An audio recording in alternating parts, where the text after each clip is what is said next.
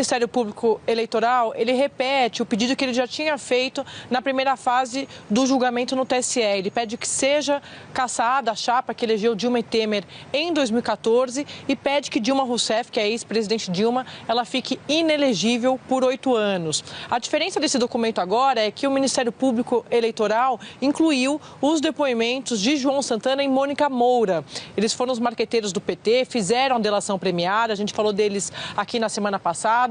A delação deles já foi homologada pelo Supremo e também já veio a público, porque o ministro Edson Fachin, que é o relator da Lava Jato, derrubou o sigilo dos depoimentos. Nestes depoimentos, nas delações premiadas, os marqueteiros disseram que Dilma sabia, sim, do Caixa 2 em 2014. Além de fazer essa delação premiada, o casal também falou no âmbito eleitoral, exatamente nesse processo que corre lá no TSE, e também falou que, sim, Dilma, para ele, sabia da existência do Caixa 2 em 2014. Eles disseram que eles chegaram a tratar de recursos financeiros com ela para a campanha de 2014.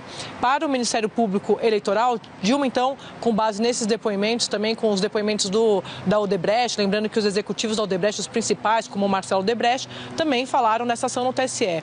Para o vice-procurador-geral eleitoral, Nicolau Dino, estes depoimentos reforçam, sim, dá para concluir, na verdade, ele diz que, sim, Dilma tinha conhecimento do Caixa 2 em 2014 e mesmo tendo essa ciência, ela nada fez. Ela se omitiu, nas palavras de Nicolau Dino, vice-procurador-geral eleitoral. Por isso ele pede que Dilma fique inelegível por 8 anos. No caso do presidente Temer, para o Ministério Público, esses depoimentos da Odebrecht não ligam o presidente Temer diretamente a negociações, articulações para conseguir recursos financeiros para a campanha de 2014, mas sim o Ministério Público Eleitoral pede a cassação da chapa de 2014 porque para o vice-procurador não tem como separar essa chapa. Ele cita inclusive um outro acontecimento após a primeira fase do julgamento que aconteceu em 4 de abril, que foi exatamente o TSE cassar o mandato do governador do Amazonas e junto com ele também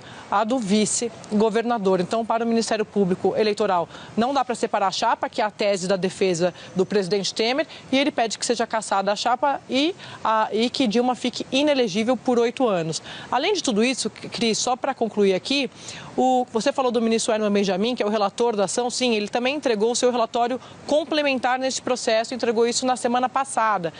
E o Herman Benjamin, ele incluiu o depoimento do ex-ministro da Fazenda, Guido Mantega.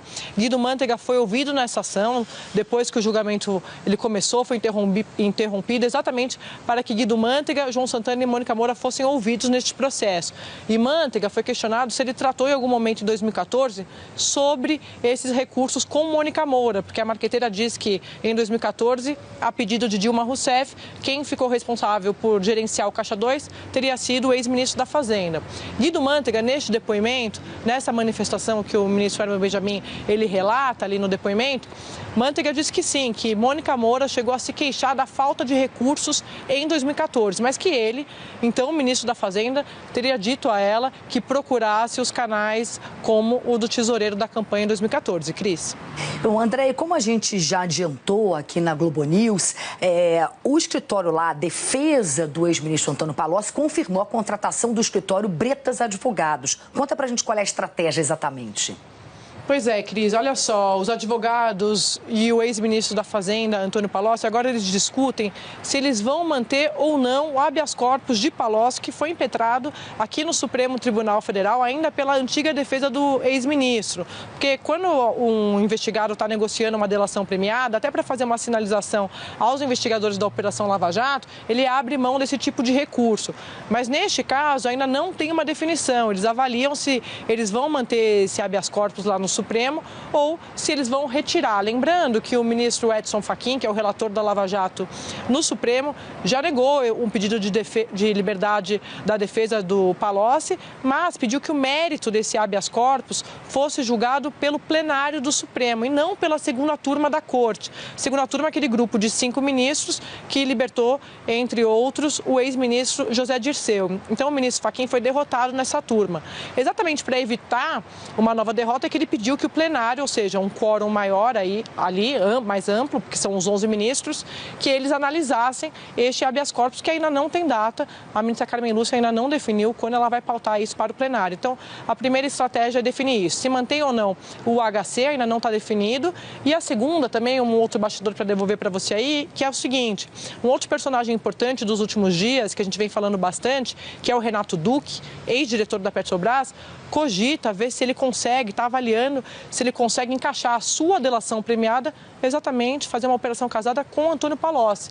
Renato Duque já também sinalizou essa disposição em colaborar ao juiz Sérgio Moro, assim como fez Palocci, que agora contratou oficialmente o advogado Adriano Bretas, que é especializado em fazer delação premiada, participou de outros acordos, mas também já tinha dito ao juiz Sérgio Moro que podia ajudar com nomes, operações, trabalho, Cris, para mais de um ano para o juiz Sérgio Moro. André, muito obrigada, viu, pelas suas informações. Qualquer novidade, você chama a gente aqui.